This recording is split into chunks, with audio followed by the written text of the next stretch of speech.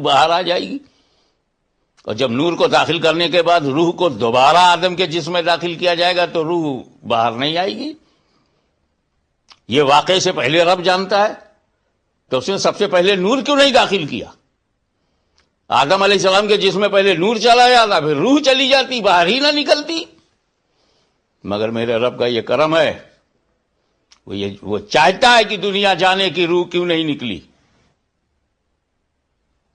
جب میں بغیر نور محمدی کے روح آدم کو جسم آدم میں داخل کروں گا تو روح آدم باہر آئے گی، استدعا کرے گی، التجا کرے گی کہ اندر اندھیرا ہے. اور جب نور محمدی صلی اللہ علیہ وسلم حضرت آدم کے بدن میں جائے گا، جسم میں جائے گا اور پھر روح جائے گی تو روح کو تسلی، سکون، اطمینان اور باہر نہیں آئے گی.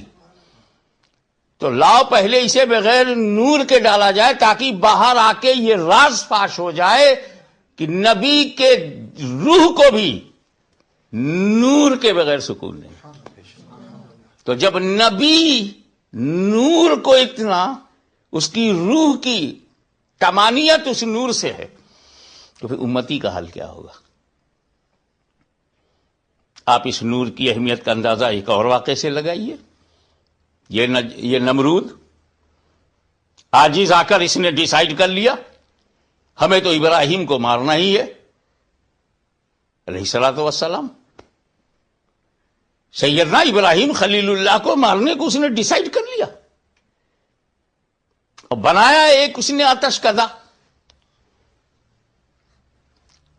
اور ان کو اچھالا گیا ہوا میں اور اس ترکیب سے پھینکا گیا کہ بیچ آتش کدا کے بیچ میں ان کا جسم پاک گرے. ادھر ابراہیم خلیل اللہ ہوا میں ہے، ادھر طائر سدرہ نے اپنا نشیمن چھوڑا، برق رفتاری سے بھی زیادہ رفتار میں چل پڑے حضرت جبریل امین اور بارگاہ خلیل میں آئے. حل لک حاجتی یا خلیل، کوئی ضرورت ہو میں آئی ہیلپ یو. آپ جیسے کسی حاجت مند سے اس کی حاجت پوچھتے، مگر جناب خلیل نے کہا no, I am not needy of your help, الحمدللہ کوئی ضرورت نہیں. ان سے کہا گیا دعا کیجئے، اللہ سے دعا کیجئے، وہ فضل فرمایا اللہ سے دعا کرنے کی اس وقت تو ضرورت نہیں ہے کیونکہ میرا رب تو میرے دل کی دھڑکنوں کو جانتا ہے، وہ علیم بذات صدور ہے، وہ سینے میں چھپی ہوئی آرزوؤں، تمناؤں اور خواہشوں کو جانتا ہے، ضرورتوں کو جانتا ہے. اب جاننے والے سے کہنے کی کیا ضرورت؟ اس موڑ پر میں دریافت کرنا چاہوں گا، آپ کے اذہان کو مدعو کروں گا، آپ اپنے عقل سلیم سے جواب دیجئے کہ حضرت ابراہیم کی بشریت کے اطمینان کی وجہ کیا ہے؟ آخر ہیں تو وہ ہیومن بینگ میں، ہیں تو وہ انسانی یونیفارم میں، ہیں تو وہ لباس بشری میں، تو بشریت مطمئن کیوں ہے؟ آگ میں جا رہے ہیں، بھڑکتے شعلوں میں جا رہے ہیں، جبریل بچانے آ رہے ہیں، جبریل سے مدد نہیں چاہیے. اطمینان کا یہ عالم ہے کہ خدا سے بھی درخواست کی ضرورت نہیں، وہ دل کی حالت جانتا ہے، جبکہ جان بچانا فرض ہے. زندگی کا تحفظ بہت اہم مسئلہ ہے، نظر انداز نہیں کیا جا سکتا.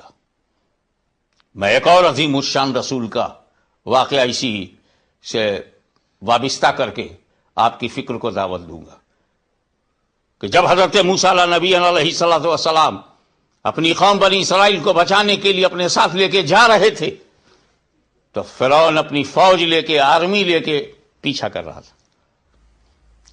اگر موسیٰ علیہ السلام رک جاتے ہیں تو فرعون کی طاغوتی طاقت، اس کی مطلق الانانیت، اس کا ظلم و ستم پوری قوم کو کاٹ کے رکھ دے گا، یہ اندیشہ ہے. لہذا اپنی قوم کو لے کے موسیٰ علیہ السلام آگے آگے جا رہے ہیں اور فرعون اپنی فوج کو لے کے پیچھے پیچھے. آگے دریا، اب کیا کیا جائے؟ آگے دریا ہے، پیچھے فوج، درمیان میں حضرت موسیٰ کی قوم. اس وقت حضرت موسیٰ نے اپنی قوم کی جان بچانے کے لیے معجزے کا استعمال کیا. اٹھایا عصا اور ایک ڈنڈا جو مارا دریا کی چھاتی پر تو ادھر کا پانی ادھر ہو گیا، ادھر کا پانی ادھر ہو گیا. اور بیچ میں راستہ بن گیا. قوم کی جان بچانے کے لیے اللہ کا کلیم، اللہ کا رسول، صاحب توریت، صاحب کتاب، عظیم الشان نبی، وہ راستہ بنا رہا ہے جان بچانے کے لیے. ہوا یہی کہ جب حضرت موسیٰ علیہ نبی علیہ السلام اپنی قوم کو لے کر کے دریا کے بیچ میں پہنچے تو فرعون اپنا لشکر لے کر کے دریا کے کنارے دیکھا کہ راستہ بنا ہوا ہے، بنایا ہے. بنے بنائے راستے پر لوگ آنکھ بند کر کے چلتے ہیں اور گمراہ ہو جاتے ہیں. بنا کے دیکھو تو پتا چلے. فرعون نے دیکھا کہ ٹھیک ہے، چانس ہے، اپرچونٹی ہے، فالو ہم. جب حضرت موسیٰ علیہ نبی علیہ السلام اپنی قوم کو لے کے دریا کے اس پار پہنچے تو فرعون اپنی فوج کو لے کے بیچ میں پہنچا. دریا کے دونوں پارٹ مل گئے اور پوری فوج میں فرعون غرق دریا ہو گئے. پھر میں آپ کی عقل سلیم کو متوجہ کرنا چاہوں گا، دریا کے ان بے جان قطروں کو کس نے بتایا تھا؟ ابھی مت ملو نبی جا رہا ہے، ابھی مت ملو رسول جا رہا ہے، ابھی مت ملو نبی جا رہا ہے. پھر دریا کے ان بے جان قطروں کو کس نے بتا دیا؟ اب مل جاؤ، فرعون جا رہا ہے، اب مل جاؤ، کافر جا رہا ہے، اب مل جاؤ، غدار جا رہا ہے.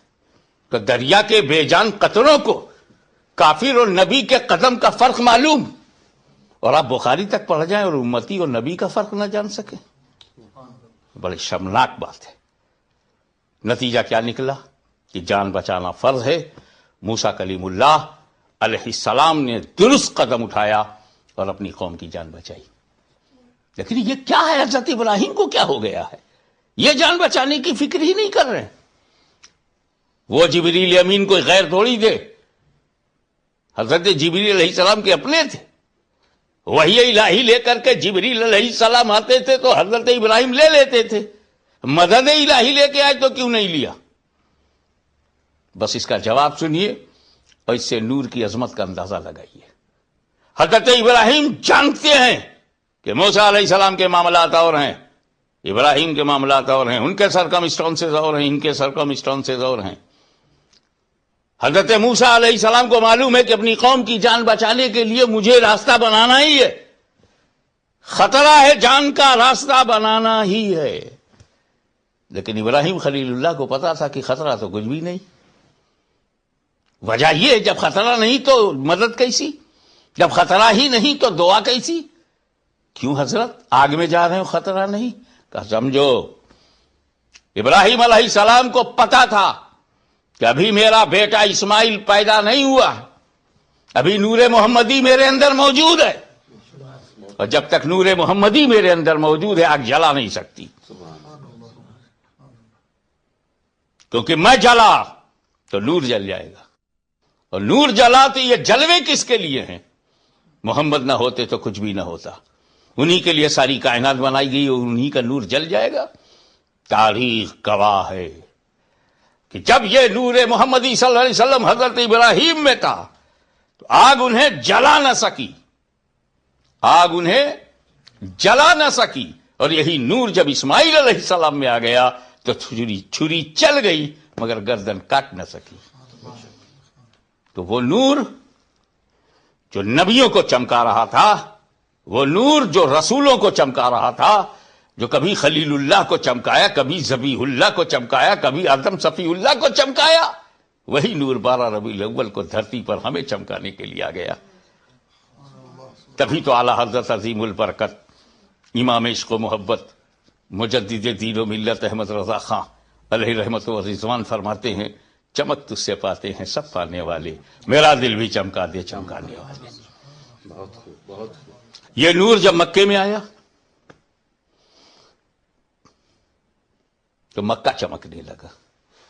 وہ ہوتا ہے نا، قرآن نے ایک جگہ میرے نبی کریم صلی اللہ علیہ وسلم کو فرمایا، وہ سراج منیرا یا ایھا النبی انا ارسلناک شاہدا ومبشرا ونذیرا وداعیا الی اللہ باذنہ وسراجا منیرا.